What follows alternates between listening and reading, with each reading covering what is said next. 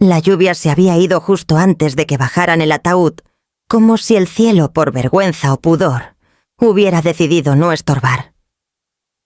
El suelo seguía blando sin embargo, y cada paso de los asistentes dejaba una huella leve, como si hasta la tierra se negara a soltar del todo a Daniel. Yo estaba ahí de pie con las manos entrelazadas, sosteniéndome con más voluntad que cuerpo. A mi lado nadie. Ni mi hermana ni mis amigas de juventud. Solo el retrato de mi hijo apoyado en un caballete junto a un ramo de azucenas me miraba con esos ojos brillantes que ya no volvería a ver. Carolina, su esposa, estaba a unos metros. Vestía un abrigo color vino tinto elegante, llamativo, impecable. No era escarlata vulgar. No, ella nunca cometía errores de estética. Era el tipo de rojo que hace que la gente voltee, no por belleza, sino por incomodidad. Y sin embargo nadie le dijo nada. Todos parecían hipnotizados por su postura, su manera de sostener el pañuelo azul marino al cuello, la forma casi teatral en que inclinaba la cabeza ante cada pésame. No lloró, ni una sola lágrima. Caminó entre los asistentes como quien camina por la pasarela de una galería, mirada al frente, silencios medidos, gestos contenidos. Parecía menos una viuda y más una anfitriona despidiendo al último invitado de un evento incómodo. Cuando los demás empezaron a dispersarse, yo me quedé. No tenía prisa por volver. ¿Volver a dónde si ya nada era mío? Miré la lápida recién cerrada, la losa con el nombre de mi hijo, mi Daniel, ese niño que una vez me pidió que le revisara la tarea y que ahora yacía bajo tierra con apenas 42 años. Carolina se acercó. Escuché sus pasos sobre el pasto mojado antes de verla. Tacones finos, caros, clavándose en el lodo como una declaración de poder. Me habló sin mirarme directamente, con la voz tan suave como el cristal, cuando Stipes y a punto de quebrarse. «Tienes una semana para empacar», dijo. Su tono era tan claro y seco que por un momento pensé que lo había soñado. «Pondré la casa en venta el próximo mes». Me giré lentamente. No estaba segura de haber oído bien, pero ella no repitió. No hacía falta. En su rostro no había duda ni compasión, solo ese aire de superioridad que a veces adquieren los que nunca han sido puestos a prueba. Sin disculpas, sin explicaciones, como quien informa el cierre de una tienda. Sentí que el piso se me iba no por el barro, sino por dentro. Mi cuerpo tambaleó apenas, pero logré enderezarme. No hablé, no pregunté, solo miré la lápida, luego a ella. Me di cuenta en ese instante brutal de que no solo había perdido a mi hijo, también estaba perdiendo mi lugar en su vida. Carolina no me estaba invitando a irme. Me estaba despidiendo, como si yo fuera una visita que se quedó más de la cuenta. Yo me llamo Estela Domínguez y he vivido en esa casa, mi casa, por casi 3 décadas. La compramos con Julio, mi esposo, cuando Daniel apenas tenía 6 años. Era una casita colonial de 2 pisos con persianas verdes y un porche soleado. Ahí celebramos cumpleaños, se lloraron pérdidas, se cocinó pan de plátano los domingos y se tejieron mantas frente a novelas de las 9. Después de que Julio murió, la casa fue lo único que me sostuvo. El silencio de su ausencia era pesado, sí, pero también era mío. Y sin embargo, años después, cuando Daniel y Carolina buscaron un lugar para formar su familia, ofrecí el hogar sin pensarlo 2 veces. «Quédense con la casa», les dije. «Yo puedo instalarme en el cuarto de visitas. De todos modos, algún día será suya». Daniel me abrazó con la calidez de siempre. Carolina, en cambio, sonrió con esos labios finos que nunca sabían si estaban agradeciendo o calculando. Ahora, frente a mí, esa misma mujer me estaba entregando una orden disfrazada de aviso. Antes de que la última palada de tierra cayera sobre mi hijo, Ella ya estaba barajando agentes inmobiliarios en su cabeza. Carolina no esperó mi respuesta. Se giró con elegancia ensayada y ya estaba sacando el celular para pedir un Uber. Yo me quedé, quietecita.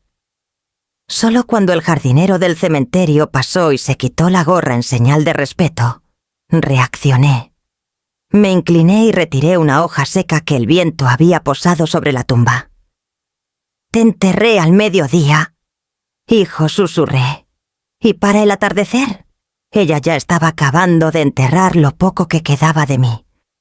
Pero lo que Carolina no sabía era que no todo se entierra con una pala. Algunas cosas como las raíces están más hondas de lo que uno imagina. Y esa casa aún tenía la mía. La casa en la calle Jacarandas tenía alma antes de tener paredes. Julio la encontró primero un domingo por la mañana, mientras íbamos en el coche buscando nada en particular. Era una casa vieja de esas con persianas de madera y macetas que ya venían con las grietas incluidas. El letrero de S.E. Vende colgaba torcido y el césped estaba más seco que verde, pero Julio frenó en seco, bajó la ventanilla y dijo: «Aquí nos vamos a quedar, Estelita. Esto huele a hogar». Y tenía razón. No era la más grande ni la más nueva, pero sí era nuestra. La compramos con esfuerzo, pidiendo un préstamo que nos tuvo apretando el cinturón más de una vez. Julio, que era carpintero, arregló cada rincón con sus propias manos. Yo le ayudaba como podía, lijando, pintando, preparando limonadas, cuando el calor nos partía la espalda. Ahí criamos a Daniel. Lo vi aprender a andar en bicicleta en ese pasillo angosto, entre el garaje y la cocina, donde aún quedaban marcas de sus rodillas raspadas. La casa crujía con historia, con pasos, con risas, con regaños también, porque ningún hijo crece sin uno que otro portazo. Cuando Julio falleció, la casa se quedó más callada. No vacía, pero sí en pausa. Yo seguía poniendo 2 platos en la mesa por costumbre, hablándole al sillón donde él solía sentarse como si todavía estuviera ahí. El silencio de la viudez. No es total, es selectivo. Te deja oír lo que falta. Y en esos días en que el eco me respondía: «Más que las personas». Daniel me dio la noticia, mamá Carolina, y yo queremos buscar una casa más grande. Queremos crecer, formar algo propio. Yo lo entendí. De eso se trata la vida, de seguir adelante. Así que, sin pensarlo demasiado, ofrecí lo que me había dado tanto. «Llévense la casa», les dije. «Yo me quedo en la habitación de invitados. De todos modos, ya es de ustedes, tarde o temprano». Daniel me miró con esos ojos que siempre parecían pedir permiso, aunque no hiciera falta. Me abrazó como cuando era niño y me decía que tenía miedo de dormir solo. Me dijo que no sabía cómo agradecerlo. Yo le contesté que no hacía falta, que las madres no prestamos, solo pasamos la estafeta. Carolina no dijo mucho esa tarde. Me dio un beso en la mejilla, murmuró un gracias, apenas audible, pero sus ojos ya recorrían la moldura del techo como si estuviera viendo planos en su cabeza. Yo no quise leer de más. Uno prefiere confiar antes que dudar de la familia.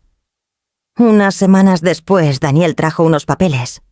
«Es para el banco», me explicó. «Poner la casa quitalas a mi nombre nos ayuda a calificar para el crédito». Habló de tasas de interés, de puntos hipotecarios, de tecnicismos que nunca más aprendí. Yo asentí. Firme. No pregunté mucho. Daniel nunca me había fallado. Con eso, oficialmente, la casa quedó a su nombre. Yo no sentí que perdí algo. Al contrario, pensaba que estaba asegurando el futuro de mi hijo. Me dije, esto también es amor. Y lo era. Pero a veces el amor camina a ciegas. Poco a poco la casa empezó a cambiar de piel. Primero fue la cocina. Carolina la llamó anticuada. Los gabinetes que Julio había construido con madera de encino fueron reemplazados por paneles blancos brillantes que olían a plástico. Después vino la sala. El tapiz floral que tanto me gustaba fue arrancado, y con él los estantes que guardaban mis novelas, mis marcos, las fotos del bautizo de Daniel.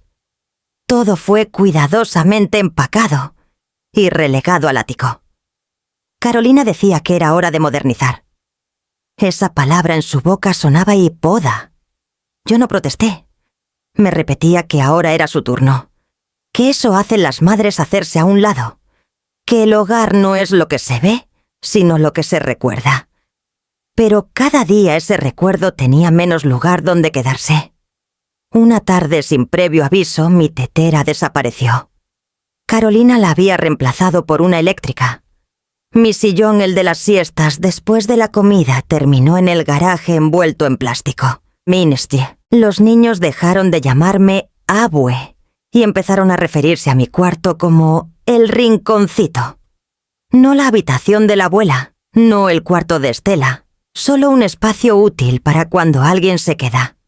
No sé exactamente en qué momento la casa dejó de ser nuestra y pasó a ser suya. No hubo un día claro, solo una sucesión de pequeñas ausencias, como una gota que no parece grave hasta que inunda.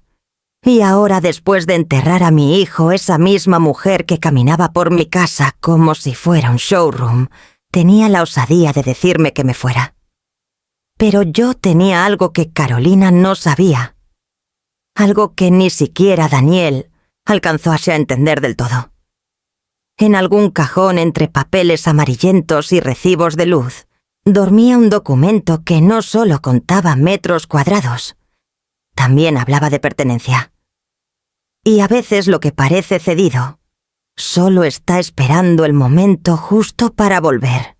El cambio no llegó de golpe, sino en oleadas suaves, casi amables, como quien mueve un mueble de lugar solo por probar. Primero fue el color de las paredes. Carolina decía que los tonos crema daban sensación de encierro. Trajo una paleta de grises blancos brillantes, acentos metálicos.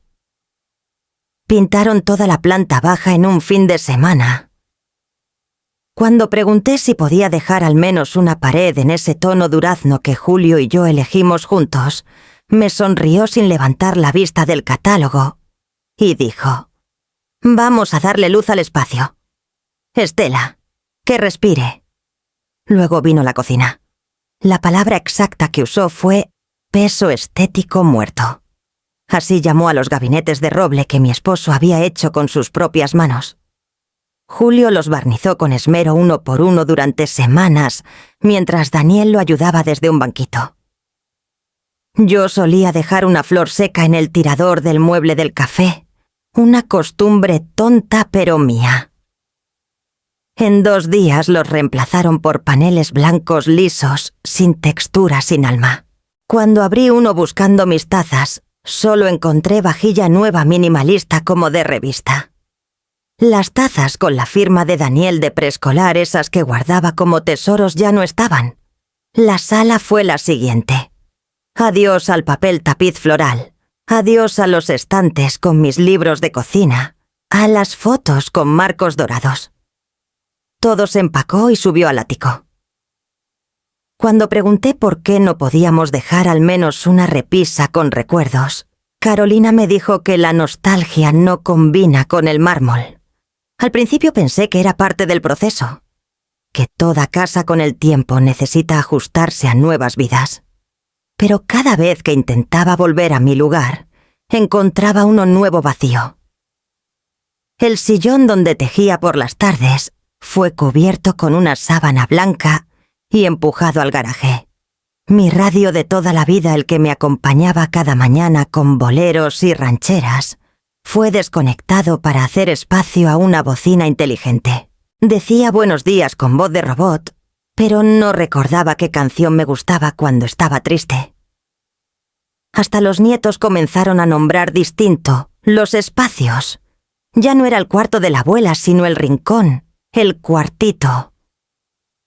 Un día escuché a Mariana, la más pequeña, decir: «Aquí duerme la abuela cuando no está ocupada», como si yo fuera un mueble plegable, como si mi presencia fuera temporal, ocasional, decorativa. Me repetía que no debía ofenderme, que no lo hacían con mala intención, que la juventud tiene otras formas, pero una cosa es adaptarse y otra muy distinta es desaparecer. Un domingo al ir por mi tetera la roja de esmalte con la que hacía canela en rama para Julio, cuando tenía insomnio, no la encontré. Carolina me explicó muy tranquila que la cambió por un hervidor eléctrico. Más eficiente, más seguro, más moderno. Yo solo asentí. Pero esa noche el té me supo a agua caliente. Una mañana noté que la foto de mi boda ya no estaba sobre la repisa. En su lugar había una vela perfumada y una piedra con palabras en inglés que decían «Breathe», respira. Como si el problema fuera mío por no entender. Pero lo peor no fue lo que quitaron, sino lo que pusieron en su lugar. Una neutralidad que no dolía, pero tampoco abrazaba.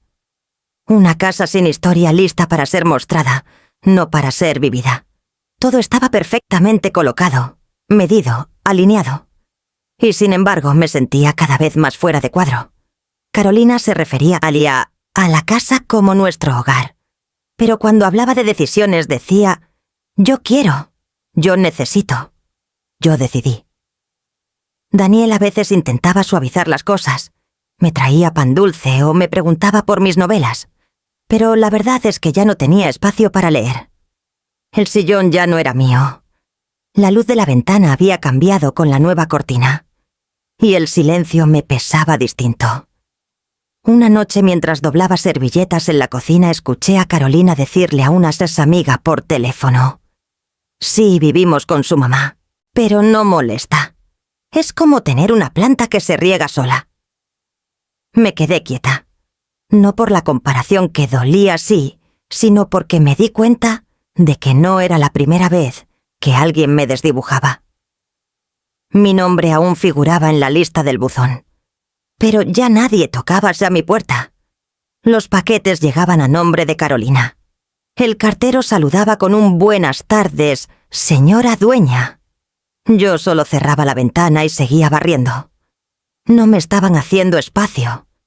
Me estaban sacando. Con suavidad, con cortesía, con buena decoración y aromatizantes importados. Pero, al fin y al cabo, sacándome. Y yo en mi ceguera de amor había ayudado a él a empacar la caja. Había firmado el papel. Había sonreído mientras me arrancaban centímetro a centímetro de mi propio suelo. Pero lo que nadie había notado aún es que algunas raíces crecen hacia adentro. Y esas, aunque no se vean, no se quitan con pintura nueva. Esa noche dormí mal. No por frío ni por dolor. Dormí mal por la certeza sorda que va creciendo como humedad en la pared lenta, callada, pero imposible de ignorar. Carolina hablaba ya con inmobiliarias. Lo oí desde la escalera mientras ella describía una propiedad con mucho potencial, en zona residencial tranquila, lista para modernizar. Usaba palabras grandes huecas como quien vende un recuerdo ajeno sin haberlo vivido. Espacios abiertos, luz natural, posibilidad de ampliación. Eso era mi casa, ahora un listado de ventajas, una promesa de ganancia. Yo no le dije nada. No aún. Pero cuando el silencio se volvió insoportable me levanté, encendí la lámpara pequeña del buró y busqué debajo de la cama. Tuve que arrodillarme, empujar unas cajas, apartar una manta vieja y un par de botas de invierno que ya no me ponía. Y ahí, encajada entre el suelo y el marco de madera, estaba la caja metálica de siempre rectangular gris, con una cerradura medio oxidada, la misma donde Julio guardaba todos los papeles importantes, los recibos del seguro, las actas de nacimiento, el contrato del coche que nunca terminamos de pagar. Al abrirla me recibió ese olor peculiar del tiempo. Detenido papel viejo, tinta seca, cuero, deshidratado. Saqué carpetas, sobres, libretas dobladas por la mitad. Me temblaban un poco las manos, no por miedo, sino por lo que significaba estar ahí hurgando en los restos de una historia que yo misma había empezado. Después de revisar actas pagos de predial, testamentos antiguos y hasta la boleta de calificaciones de Daniel de secundaria, lo encontré.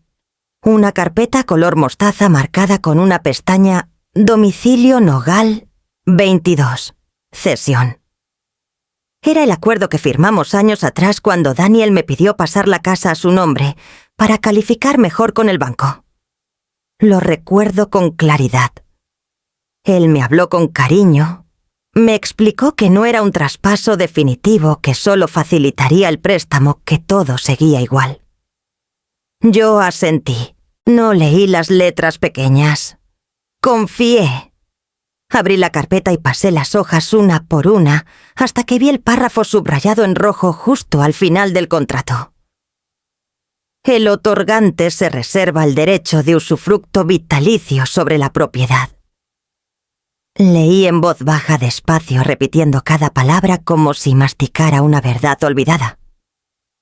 El derecho de ocupación no podrá ser revocado por ninguna parte adquiriente, sin consentimiento expreso y por escrito. Me quedé un momento en silencio. El corazón me latía lento pero fuerte. No era euforia, era algo más sereno, como cuando descubres que no estás tan sola como creías. Marqué el número de Irene, mi amiga de toda la vida. Ella había sido abogada municipal en sus años más activos y aunque ahora solo tomaba casos de vez en cuando, su mente seguía tan aguda como siempre. Me respondió al segundo tono como si ya supiera que la ibais a necesitar. «¿Estela?» «¿Todo bien?», preguntó con esa voz ronca de tanto café y poca paciencia. «Necesito que vengas a ver un documento. Mañana. Temprano. ¿Es grave?» «Depende de a quién le preguntes», le dije mientras guardaba el contrato en una carpeta nueva. A la mañana siguiente, Irene llegó con una bolsa de pan dulce y sus lentes de lectura colgando del cuello. Nos sentamos en la cocina como tantas veces, pero esta vez no hablamos de novelas ni de nietos. Le pasé el documento sin decir mucho. Ella lo leyó con calma, ajustándose los lentes en la punta de la nariz, deteniéndose en párrafos clave, tomando notas en un cuadernito. «Aquí está», dijo por fin, señalando el mismo párrafo que había leído la noche anterior. «Estela, esto es un usufructo vitalicio en regla. Nadie puede vender esta casa sin tu firma. Y nadie puede echarte. Legalmente esta casa sigue siendo tuya en lo que realmente importa». No dije nada. Solo sentí cómo se me aflojaban los hombros, como si de pronto el techo se hubiera vuelto más alto. Irene me miró con una media sonrisa. «No te están haciendo un favor, Estela. Tienes derechos, y vamos a hacerlos valer». Volví a meter los papeles en la carpeta y los guardé con cuidado. Carolina podía mover muebles, cambiar colores, quitar fotos, pero no podía borrar eso. Eso estaba firmado, registrado, sellado. Y aunque no planeaba usarlo como arma, tampoco iba a dejar que me empujaran al olvido como a una caja más en el trastero. Que llamen al fotógrafo que pinten las paredes, pensé, mientras lavaba las tazas del desayuno. Que hagan staging para la venta, que sonrían para la inmobiliaria. Pero esta casa, esta historia, aún tenía mi nombre en la base. Y eso, como bien sabía Irene, no se elimina con una llamada. El lunes siguiente llegaron los pintores. Uno llevaba un overol manchado de blanco, el otro arrastraba cubetas con la palabra «cáscara de huevo», escrita en etiquetas plastificadas. Entraron como si supieran exactamente a qué venían sin saludar, sin preguntar. Carolina los guiaba con la autoridad de quien cree que el espacio le pertenece por completo. Señalaba con la mano levantada, daba instrucciones en voz baja, rápida, eficiente. «Esa pared la quiero completamente blanca. Aquella con textura. Aquí pongamos iluminación cálida pero neutra».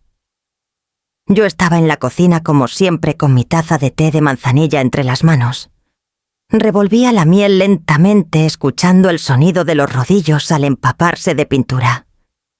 No dije una palabra. No alcé la voz. Ni siquiera levanté una ceja cuando uno de los pintores pasó junto a mí, cargando la lámpara del vestíbulo, la misma que Julio había instalado con tanto cuidado, nivelando cada tuerca. Me limité a observar. Después llegaron los decoradores. Un joven delgado, con camiseta negra y gafas redondas, empezó a mover los muebles del comedor como si fueran fichas de ajedrez. Sacó cojines nuevos. Enrolló una alfombra. Cambió las cortinas por unas grises traslúcidas que hacían juego con los floreros sintéticos que había traído. Una mujer con botas hasta la rodilla tomó fotografías desde varios ángulos, agachándose midiendo encuadres, evaluando el potencial visual de cada espacio. Carolina los dirigía como una directora de cine. Todo tenía que ser perfecto. Mañana viene el fotógrafo profesional, le oí decir. Necesito que la casa se vea vivible, pero aspiracional. Como una vida que cualquiera desearía tener. Y yo, que había vivido allí más de 30 años, parecía no entrar en esa visión. Mi taza de té, mi mantel de flores, mi portarretrato con la foto de Daniel de niño, todo fue retirado, para que no recargue el plano, según explicó uno de los asistentes. Mi presencia, aunque no molestaba claramente, no aportaba. Así que decidí no aportar. Me quedé en mi silla bebiendo despacio, viendo cómo desaparecían los últimos rastros de lo que alguna vez fue mi casa. Pero lo que Carolina no sabía era que cada movimiento que hacían sus asistentes me confirmaba una decisión. No iba ya a permitir que me borraran con brochas ni con staging. Así que mientras el joven de gafas tomaba medidas para una lámpara colgante más minimalista, fui al estante, saqué la carpeta amarilla y marqué el número de Irene. ¿Lo hacemos oficial?, le pregunté sin rodeos. Hace rato que ya no es personal, Estela. Es legal. Prepara el café que paso en 1 hora. Colgué, guardé la carpeta en mi bolso y subí a mi habitación. La música instrumental que salía del sistema de sonido se mezclaba con el olor a pintura fresca y con el aroma artificial de un difusor de vainilla que alguien había enchufado en el pasillo. Nada de eso me resultaba familiar. Nada me olía a casa. Irene llegó puntual con su carpeta negra y su actitud imbatible. Nos sentamos en la terraza trasera, donde todavía quedaba el viejo banco de madera que Julio construyó con los sobrantes del ropero principal. Ella extendió los papeles sobre la mesa, sacó un bolígrafo con plumilla dorada y empezó a escribir. Aquí dejo claro que la propiedad tiene una reserva de usufructo vitalicio registrada, que cualquier intento de venta sin tu consentimiento es inválido, y que en caso de publicarse el anuncio o avanzar con trámites, se enviará una notificación directa a la agencia inmobiliaria. Y si ella dice que no lo sabía, ignorancia no exime responsabilidad, respondió Irene sin levantar la vista. Ya no estamos hablando de afecto, esto es estructura legal. Firmé donde me indicó. No me tembló la mano. Mientras lo hacía, escuchaba las risas de Carolina en la sala. Al parecer, el decorador le había mostrado una exaplicación donde podía ver cómo luciría la casa en una simulación 3D. «Mira qué luz da este filtro. Es perfecto para el anuncio», decía con entusiasmo. Yo me limité a guardar la copia sellada en mi bolso y sonreír. Cuando Irene se fue, pasé por la sala sin decir palabra. Carolina no me miró. Estaba ocupada eligiendo qué vino colocar sobre la mesa del comedor para que el fotógrafo captara una atmósfera acogedora. Yo solo me detuve frente al ventanal. Miré el jardín, el mismo donde Daniel había aprendido a andar en triciclo, y susurré, más para mí que para nadie. Que pinte, que ponga cortinas, que prepare su escenita. Porque lo cierto es que yo ya había hablado. Y cuando una madre habla con papeles, la tinta no se borra con staging. Esa noche, mientras cerraba las persianas nuevas que apenas dejaban pasar la luz, sentí algo distinto. No era rabia, tampoco alivio. Era presencia, una forma de decir, estoy aquí, aunque no me veas en tus fotos. Y eso a la larga pesa más que cualquier cortina. Al día siguiente, mientras el sol apenas comenzaba a colarse por las rendijas de las nuevas cortinas grises, esas que Carolina había elegido por su neutralidad emocional, la carta ya estaba en camino. Irene la había redactado con una precisión que cortaba como bisturí firme, concisa y sin un solo espacio para la interpretación. Fue enviada en copia triple a Carolina Tree, a la agencia inmobiliaria y al registro de propiedad del municipio. No llevaba amenazas, no alzaba la voz. Solo enumeraba los hechos con cláusulas claras y tinta legal. Yo observaba desde la ventana del cuarto de costura con mi taza de café en la mano y el viejo costurero de madera sobre las piernas. Afuera el jardín lucía impecable como sacado de una postal que no me pertenecía. Carolina había pedido a un jardinero que recortara los arbustos en formas geométricas. Había flores nuevas de colores neutros y luces solares que se encendían al anochecer, como si fueran parte de una pasarela. Pero a pesar de todo ese brillo, algo no encajaba. El aire estaba tenso, expectante. A media mañana llegó la notificación automática. El anuncio de la casa había sido retirado de los portales digitales. Ni rastro del hogar soñado con potencial de crecimiento. Las fotos escenificadas, la luz filtrada, la sala sin alma. Todo había desaparecido, como si nunca hubiera existido. Y fue entonces cuando escuché el portazo. Carolina irrumpió en la cocina como un huracán con perfume caro. Llevaba en la mano una hoja arrugada impresa a color con el membrete de la inmobiliaria, tachado a bolígrafo. Tenía el rostro encendido, las cejas tensas, los labios apretados. ¿Qué demonios es esto?, espetó agitando el papel como si fuera una bandera de guerra. Estás interfiriendo con una venta legal. Yo no me inmuté. Me giré con calma, dejé la cucharita sobre el platillo y la miré a los ojos. Vivo aquí legalmente. Permanentemente, dije sin alterar el tono de voz. Esto no estaba en los planes, continuó sin escuchar. Tú se suponía que ibas a respetar los límites. Así no funcionan las familias, Estela. Me limpié las manos con un trapo de cocina y suspiré. Tienes razón, respondí con tranquilidad. Así no funcionan las familias. Carolina retrocedió un paso como si mis palabras la hubieran empujado físicamente. Su voz bajó un poco, pero aún estaba cargada de veneno. Solo quieres arruinar todo. El agente dijo que ya teníamos compradores interesados. Entonces, el agente debería haber leído la escritura. Le dije volviendo a sentarme en mi silla, junto a la ventana. Página 2, párrafo 3. Carolina parpadeó. Por un momento me miró como si realmente no me reconociera. Como si no pudiera creer que esa mujer sentada en bata de algodón, con el cabello recogido en una trenza floja y un hilo enhebrado en la mano, fuera la misma que acababa de frenar su operación perfecta. Lo haces por despecho. Susurró. No contesté sin dudar. Lo hago por memoria, por principios, por ley.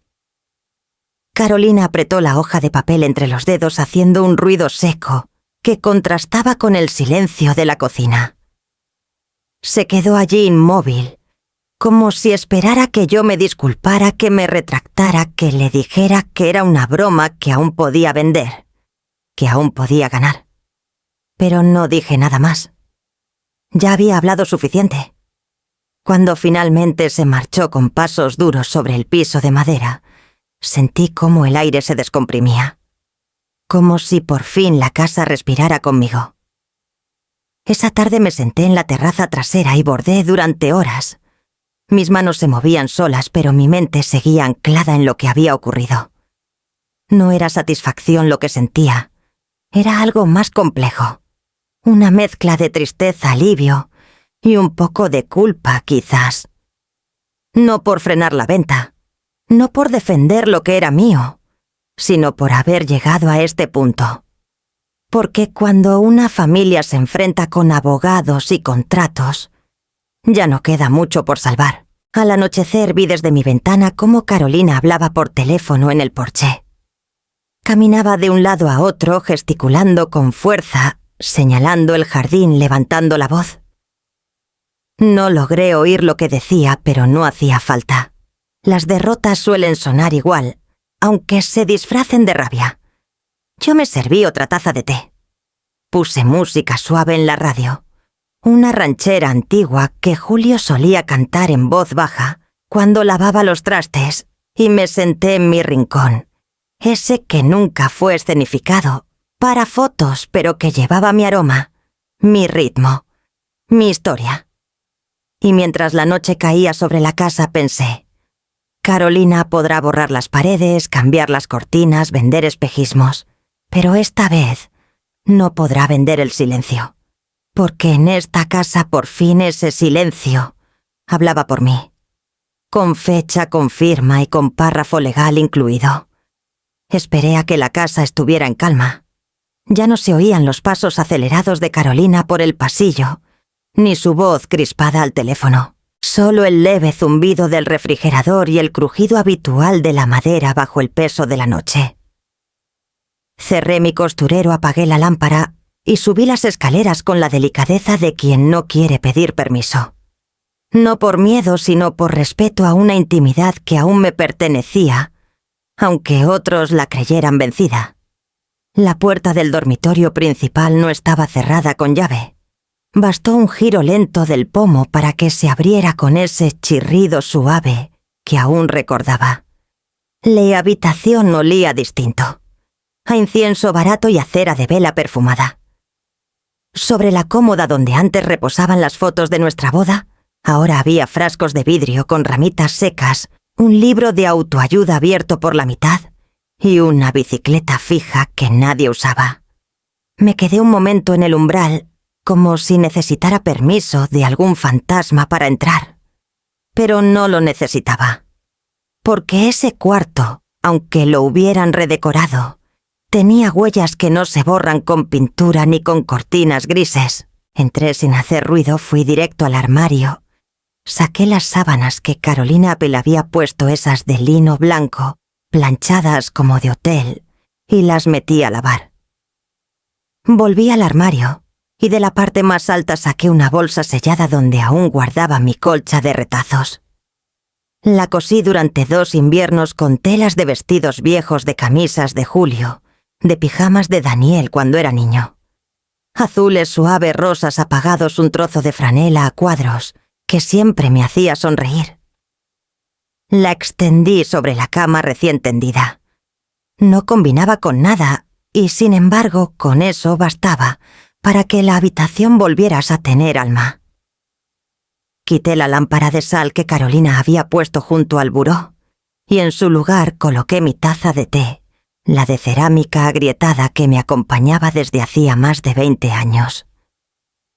Fui al perchero detrás de la puerta y colgué mi bata esa de algodón celeste con los bordes ya gastados.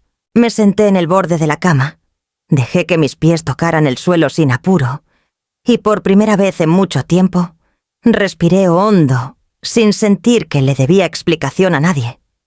Me recosté solo un instante, no para dormir, sino para escuchar cómo el colchón aún se acomodaba a mi cuerpo, como si no hubiera olvidado su forma. Cerré los ojos y pensé en Julio, en las veces que nos peleábamos por la cobija, en las noches que se levantaba, a ver si la estufa estaba apagada, en la vez que Daniel se metió entre nosotros con fiebre y acabamos los 3 despiertos contando cuentos. El sonido vino de pronto, el giro del picaporte. Luego un golpe leve. «Carolina». Estela, su voz estaba aguda, un poco más alta de lo habitual. «¿Qué haces ahí?» No respondí. Solo me acomodé mejor entre las almohadas. «Necesito que salgas, por favor», insistió. «Esta es mi habitación». Me levanté con calma, caminé hacia la puerta y la abrí apenas lo suficiente para que nuestros rostros quedaran frente a frente. Ella estaba descalza con el cabello recogido y una expresión entre incredulidad y enfado. «No es tomar», le dije en voz baja con la misma serenidad con la que se dice una verdad. «Es volver». Carolina abrió la boca pero no dijo nada de inmediato. Titubeó, como si por un segundo no supiera cómo continuar. «Tú tienes tu cuarto», dijo al fin. Ese espacio tuyo, el rincón. Así lo habíamos acordado». No respondí con firmeza sin levantar la voz. «Eso lo asumiste tú. Yo no acordé ceder mi lugar. Solo esperé que me lo devolvieran». Se quedó un instante más como si necesitara procesar cada palabra. Luego giró sobre sus talones y bajó las escaleras sin decir más. Sus pasos normalmente firmes sonaban ahora inseguros. Yo cerré la puerta con llave no por seguridad, sino por dignidad. Esa noche dormí con la colcha y aquesa hasta el cuello. No soñé nada. Pero al despertar por primera vez en mucho tiempo no tuve que recordar dónde estaba. El techo, las sombras, el leve sonido del ventilador, todo me decía que había vuelto. No como invitada, no como estorbo, como la mujer que un día tejió los bordes de esa casa con silencio y ternura y que ahora simplemente ocupaba su sitio. Sin pedirlo, sin robarlo.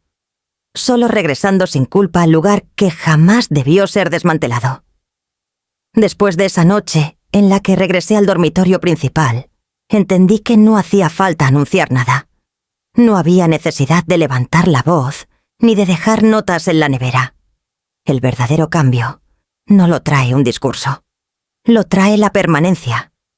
Así que en lugar de buscar nuevos rincones, fui a recuperar los que me habían empujado hasta abandonar. Subí al ático temprano cuando la casa todavía dormía. Las escaleras de madera crujían bajo mis pasos, pero ya no me incomodaba el sonido. Cada crujido era una declaración «sigo aquí». Entre cajas con etiquetas escritas por otras manos, textiles antiguos, libros sueltos, varios encontré una más pequeña sin nombre. La abrí con cuidado. Dentro el marco dorado con la foto de Daniel, en su graduación de secundaria. Tenía 15 años, el cabello alborotado y una sonrisa tímida, la misma que usaba cuando me pedía permiso para salir tarde. También encontré su trofeo de natación, ese que ganó en un torneo municipal, donde el agua estaba tan fría que casi se le congelan los pies. Y una nota doblada en 4 escrita con su letra desordenada: «Gracias, mamá, por todo. Te quiero más de lo que digo». Bajé con esos 3 objetos como quien carga un corazón completo entre las manos. Entré en el cuartito que antes me habían dejado como rincón y quité la mesa que Carolina Shen había puesto para apoyar sus plantas decorativas. Saqué mi máquina de coser, esa Singer pesada que aún funciona como reloj. Coloqué la foto de Daniel sobre el estante, el trofeo en la esquina de la ventana y pegué la nota con cinta detrás del hilo de bordar, donde solo yo podía verla. No dije nada. Solo abrí la ventana para que entrara la luz de la mañana y empecé a coser. No por necesidad, sino por ritmo, porque las manos cuando no pueden gritar buscan aguja y tela. Con cada puntada la casa parecía volver a su pulso. Carolina lo notó. No lo dijo, pero lo notó. La música que solía sonar en la sala, esas melodías electrónicas sin letra con nombres en inglés, que yo nunca aprendí a pronunciar, ya no llenaba el espacio. Se escuchaba así, pero era como un perfume mal echado, flotaba, pero no impregnaba. Una tarde, mientras yo bordaba un mantel con flores silvestres, Carolina pasó frente a la puerta de mi cuarto. Se detuvo un instante fingiendo mirar algo en su celular, pero vi cómo sus ojos recorrían el estante donde estaba la foto de Daniel. Sus labios se apretaron apenas como quien intenta disimular un recuerdo que no pidió. No dijo nada. Siguió su camino. Pero sus pasos ya no eran tan seguros. Esa misma semana trajo a una decoradora para cambiar los cuadros del pasillo. Me crucé con ella una mujer joven con bufanda estampada y una carpeta llena de catálogos, y me saludó con un buenos días forzado. Carolina le mostraba los muros como si fueran lienzos vacíos. Aquí quiero algo abstracto con movimiento pero sutil, que no distraiga demasiado pero que diga algo. La escuché desde la escalera mientras colocaba el jarrón de cerámica azul que había bajado del ático. No dije nada. Más tarde, cuando la decoradora se fue, Carolina entró a la cocina y me encontró sacando pan del horno. Me miró con esa mezcla de distancia y cálculo que se aprende en las oficinas, no en los hogares. ¿Vas a quedarte en el cuarto nuevo?, preguntó sin disimulo. No es nuevo, le respondí mientras cortaba una rebanada. Es el cuarto que me cediste cuando creí que era necesario hacerme a un lado. Ahora es mío de nuevo. Ella asintió, pero sus ojos decían otra cosa. Tal vez entendía por fin que no se trata de espacio físico. Se trata de presencia. Y la mía no se había ido. Solo había sido empujada por los márgenes, a la costura, a los recuerdos guardados en cajas. Ahora, con cada vuelta de hilo, con cada fotografía recuperada, volví hasta ocupar las esquinas invisibles de la casa. No necesitaba cambiar paredes ni colgar cuadros de revista. Solo abrir las ventanas, volver a usar los cajones, calentar el horno y dejar que el aroma a canela y clavo se metiera hasta los rincones. Y así, sin escándalos ni avisos, la casa dejó de ser silenciosa para mí. Volvió a satablarme. Y yo, con la calma que dan los años y la certeza que dan los papeles firmados, le respondía, en voz baja: aquí sigo, sin moverme. Porque esta presencia, Carolina, no se muda. Porque no está de paso. Porque echa raíces. Y tú, por más música que pongas, ya no puedes ignorarla. La invitación nunca llegó.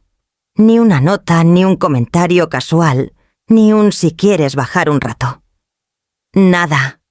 Lo supe por las servilletas. Aparecieron una mañana sobre la encimera de la cocina, lino blanco con los bordes bordados en gris perla. Finas planchadas dobladas con precisión de restaurante. No eran para uso diario, tampoco para una comida de domingo.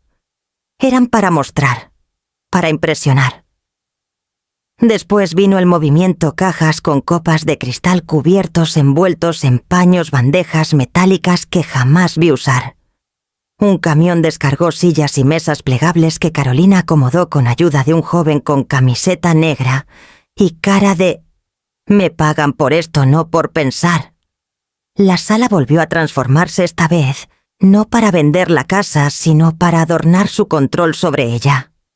Escuché cómo Carolina hablaba por teléfono en voz alta, como quien quiere que alguien escuche sin necesidad de mirar. Sí, claro, los colegas de Daniel, viejos amigos de la universidad. El juez Retán, así confirmado. Habrá un pequeño brindis en su honor. Su tono era seguro, impecable, calculado. Y ni una sola vez en todo ese listado de nombres importantes apareció el mío. No me sorprendió. Cuando alguien quiere borrarte, no te ataca de frente, solo deja de mencionarte.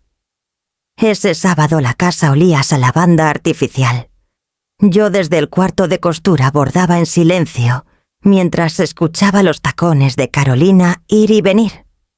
La oí dar instrucciones, ajustar luces, cambiar manteles.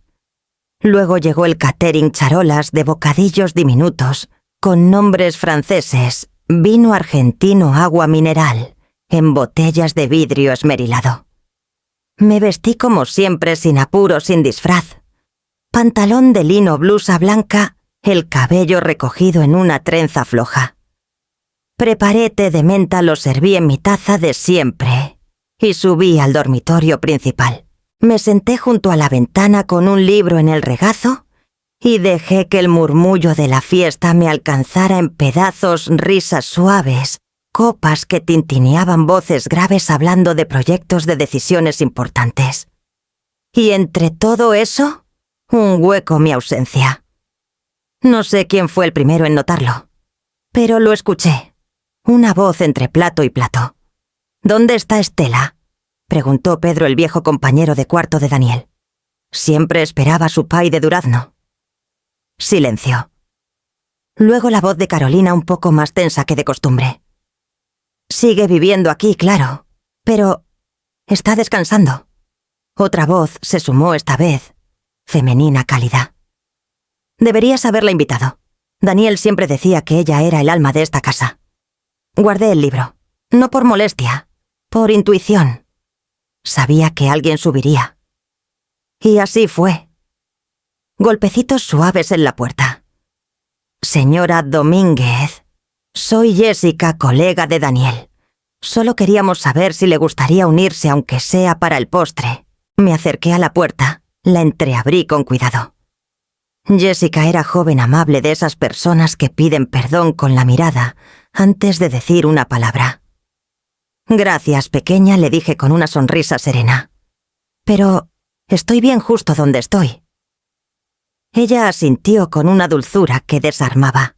«Daniel hablaba de usted todo el tiempo», murmuró. «Lo sé», respondí. «Y todavía lo hace, solo que no en voz alta». Cuando sus pasos se alejaron, volví a mi silla. El té aún estaba tibio. La fiesta continuaba abajo, pero el ambiente ya no era el mismo. Las risas sonaban un poco más vacías, las voces más forzadas.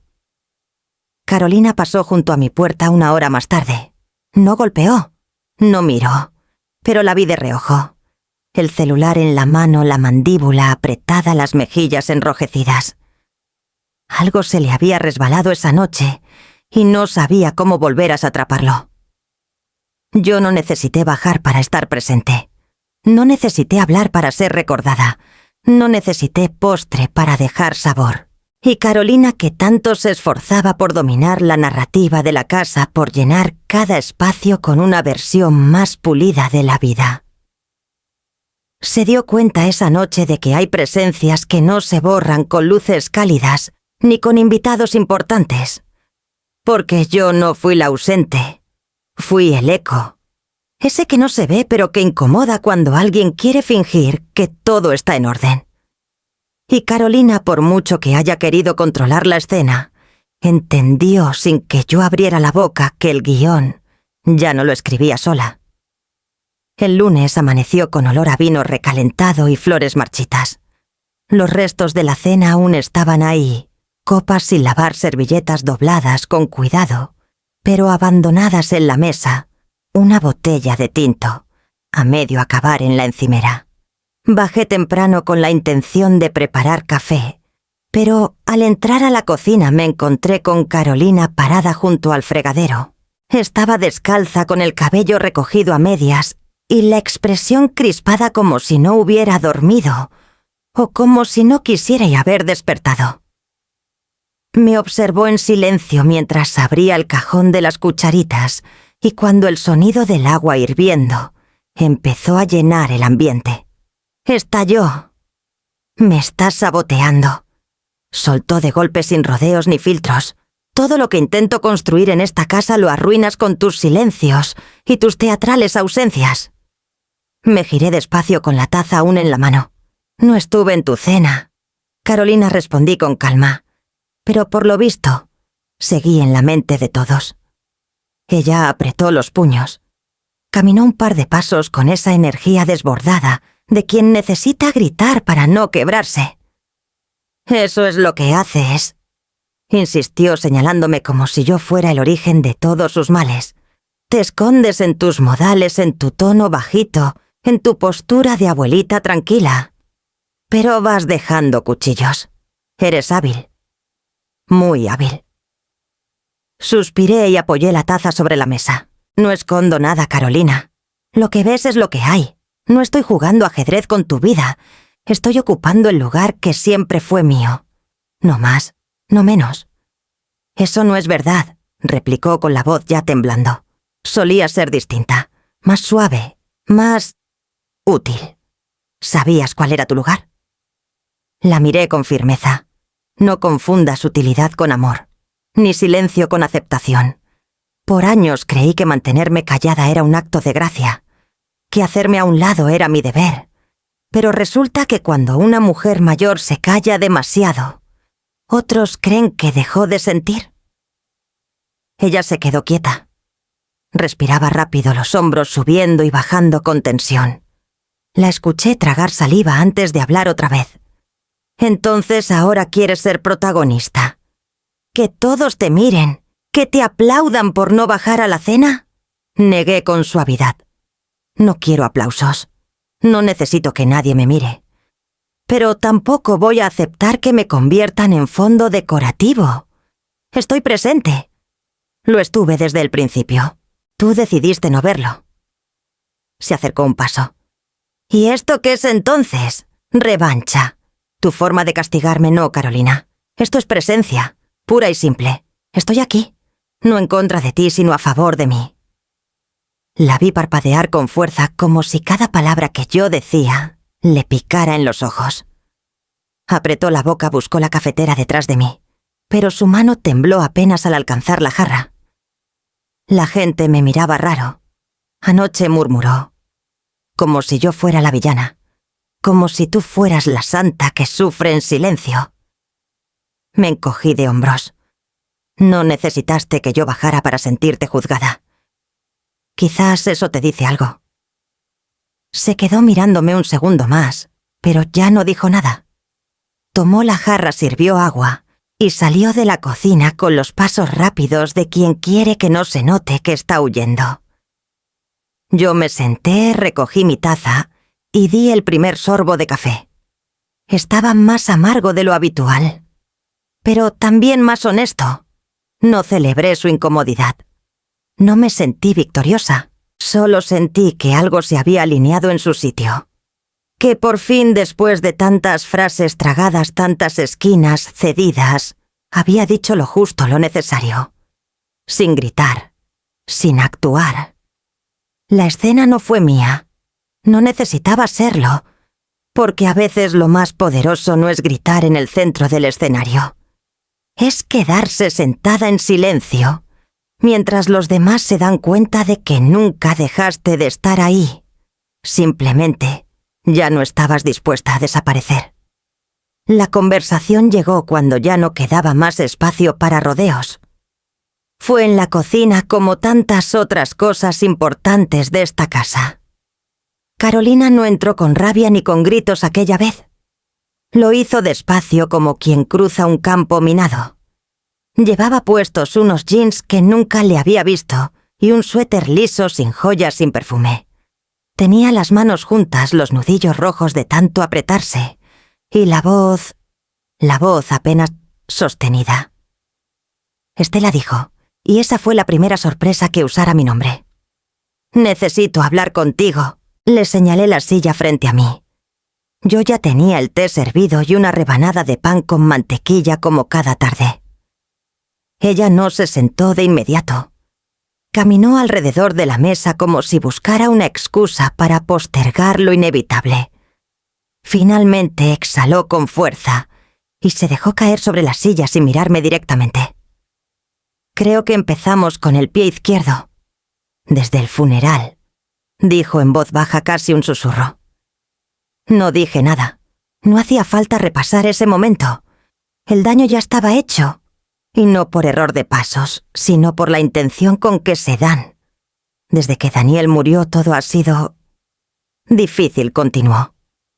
Él manejaba la mayoría de las finanzas. Yo no me di cuenta de muchas cosas.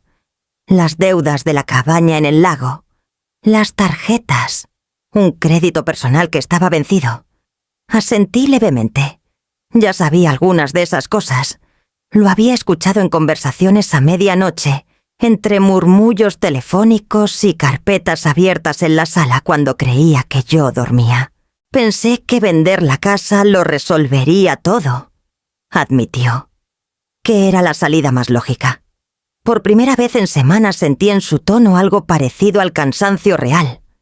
No el agotamiento teatral de quien pierde control, sino la fatiga honesta de quien empieza a ver las paredes cerrándose.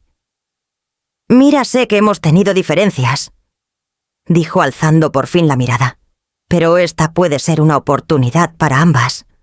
Si tan solo accedieras a firmar la venta, podríamos dividir el dinero.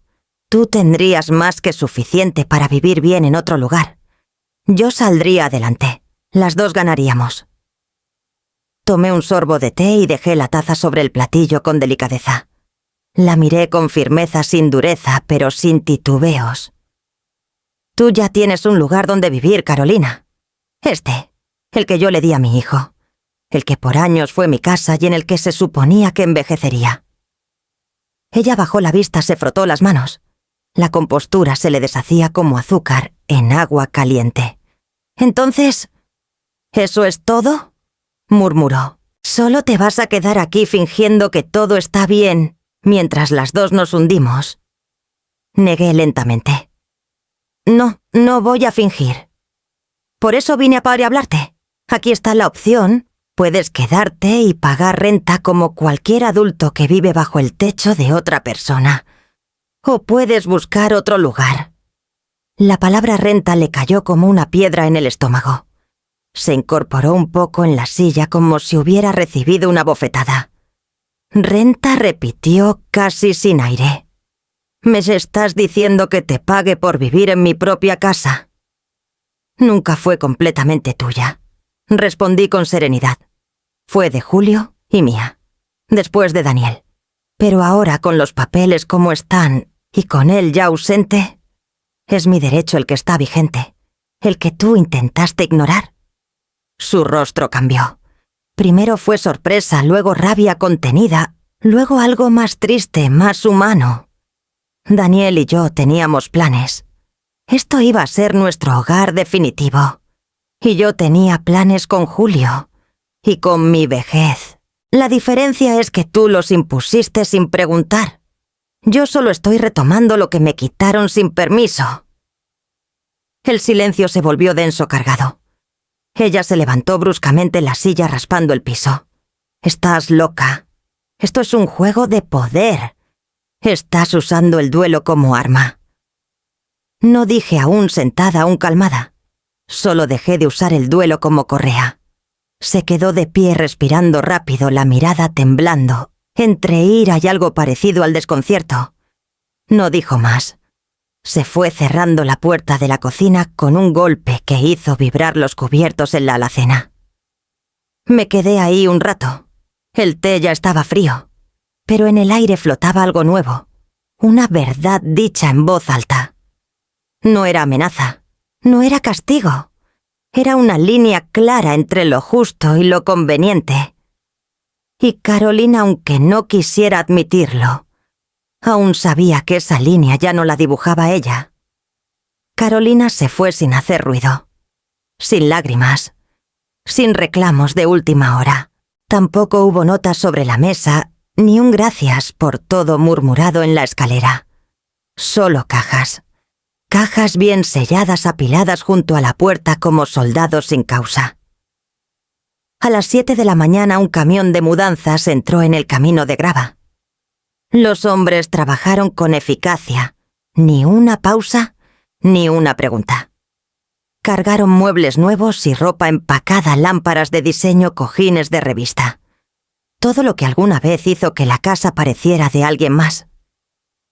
Yo observaba desde la ventana del cuarto principal con una taza de café caliente entre las manos. No me moví, no interrumpí, no abrí la puerta.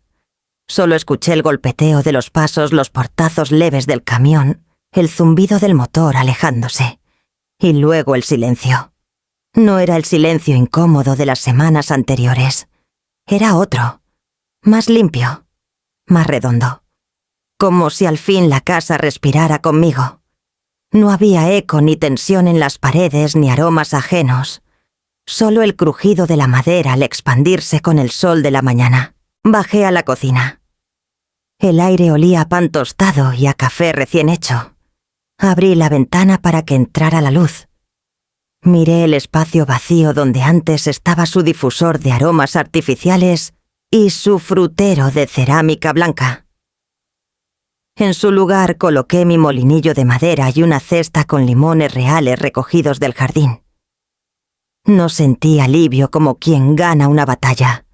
Sentí permanencia, como quien vuelve a poner los pies sobre la tierra firme de su propia historia.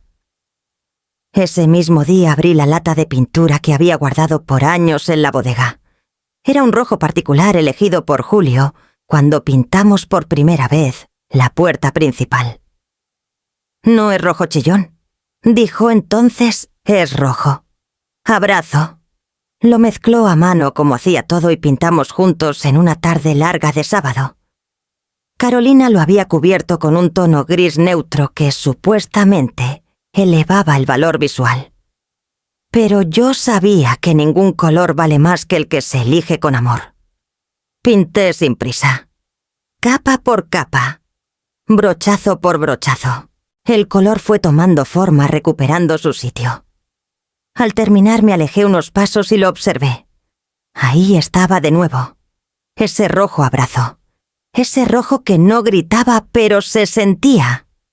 Después fui al jardín delantero. Me arrodillé sobre la tierra con las rodillas envueltas en un paño viejo. Planté flores nuevas cíneas y claveles de tonos naranjas y rosados, los preferidos de mi madre. Lo hice como quien borda un mantel con cuidado, con intención, con memoria. Cada flor era una afirmación. Aquí estoy. Aquí sigo.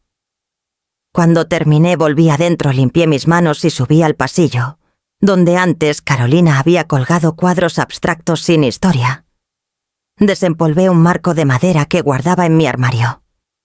Dentro estaba el dibujo de Daniel cuando tenía 9 años, un retrato torpe pero encantador de nuestra familia. Yo con un delantal, Julio con martillo, él en medio con una sonrisa que ocupaba toda la cara. Lo colgué justo frente a la entrada de mi habitación, donde cualquiera que pasara tuviera que verlo, donde nadie pudiera fingir que no existió. Esa tarde saqué del cajón una libreta vieja y una tarjeta pequeña. En ella escribí una sola frase con mi letra pausada. Me trataste como trasto. Yo era cimiento. No era para Carolina. No era para enviar. Era para mí. Para recordar. Para no minimizar lo que había permitido ni lo que había recuperado. La guardé dentro de la carpeta donde estaban los documentos de la casa. Y cerré el cajón con llave. Al caer la noche encendí una lámpara cálida en la sala, puse música de boleros y me senté a leer. No como quien mata el tiempo, sino como quien lo honra. El silencio de la casa ya no pesaba. Era un silencio habitado, elegido, reconquistado. Y pensé en todo lo que había sido llamada anticuada, carga, estorbo, trasto. Palabras dichas con cortesía en la superficie, pero con filo por dentro. Palabras que buscaban reducirme a lo útil, a lo descartable. Pero ahora sola en mi casa, si mi casa entendía con más claridad que nunca, no era adorno. No era adición, era base, era cimiento. Y los cimientos, aunque no se vean en las fotos, son lo que sostiene todo lo demás. Aunque algunos como Carolina lo aprendan tarde. O nunca.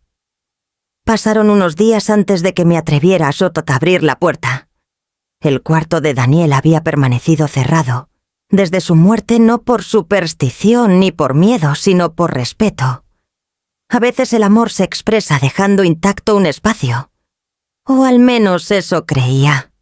Pero ahora con la casa en silencio verdadero, con las voces ajenas y afuera de sus paredes, sentí que había llegado el momento de volver a entrar. Giré el pomo con suavidad. La puerta se abrió sin resistencia, como si me hubiera estado esperando.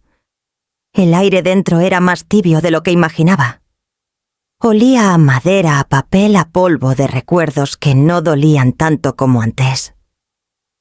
Me quedé de pie unos segundos dejando que mis ojos recorrieran lo que quedaba de él, La cama aún tenía la colcha azul que le gustaba, esa que decía que no da calor, pero tampoco frío. El escritorio seguía con sus libros de derecho, ordenados por tema, no por autor. Eso nunca le importó. Y su lámpara de cuello flexible que él mismo reparó cuando dejó de encender.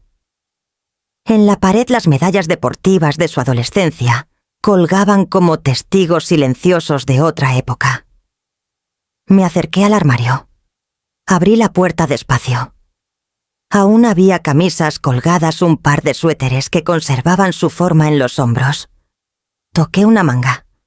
Era suave, como si no hubiera pasado tanto tiempo. No quería convertir ese cuarto en un museo. Daniel nunca fue de lo solemne, pero sí necesitaba darle vida de nuevo. No para aferrarme, sino para cuidar. Así que empecé por abrir la ventana. Dejar que el aire circulara. Recogí papeles sueltos, sacudí el polvo del escritorio. Volví a colocar recto un portarretratos que estaba torcido. Y entonces, al mover una caja de zapatos vieja, encontré algo que no recordaba. Era un sobre marrón sin nombre. Dentro una hoja doblada en 4. Reconocí su letra enseguida.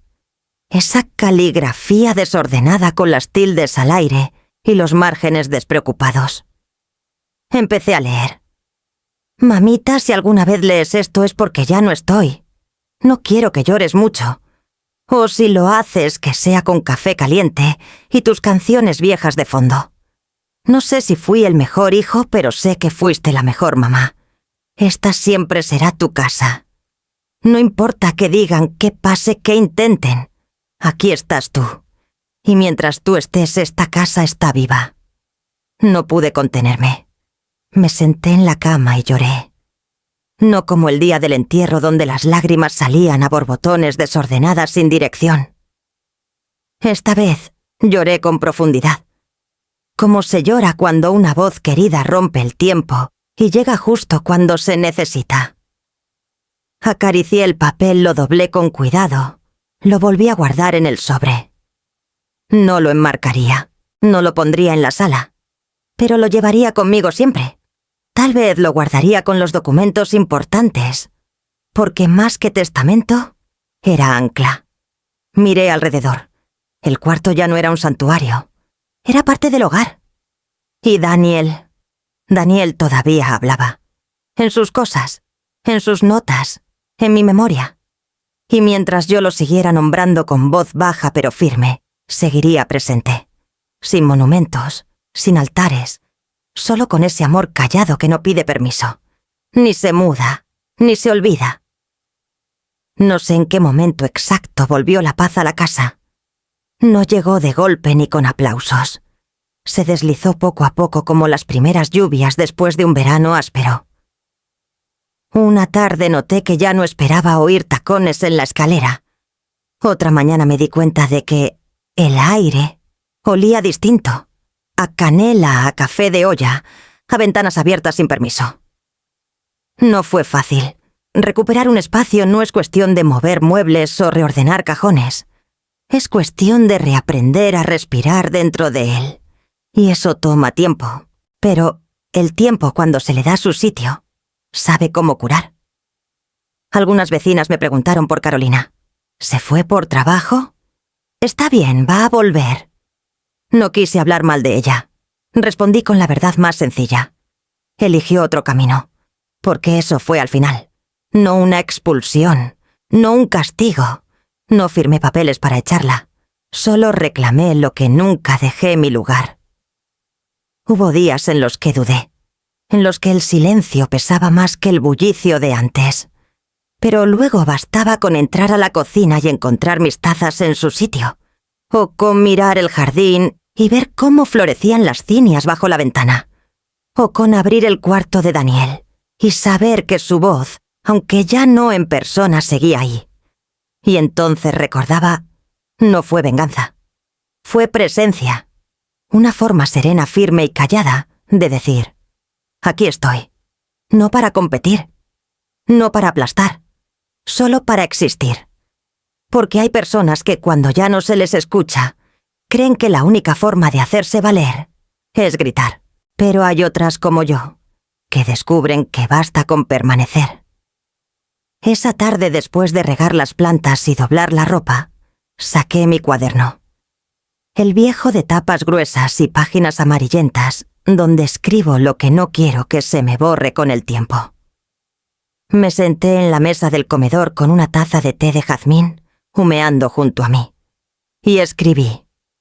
Quisieron borrarme, pero era tinta indeleble. Cerré el cuaderno con cuidado. Bebí un sorbo lento. Afuera el sol comenzábale a bajar. El mismo sol que había entrado por esas ventanas cuando Julio aún tocaba la guitarra en las tardes, cuando Daniel se tiraba al piso con sus tareas, cuando yo creía que ser madre era estar en segundo plano. Hoy entendía otra cosa. Ser madre, ser mujer, ser mayor. No era desaparecer, era saber cuándo volver. Y hacerlo sin pedir perdón. La casa volvió a respirar. No porque estuviera vacía, sino porque por fin estaba habitada de verdad. Con historia, con memoria, con presencia. Conmigo.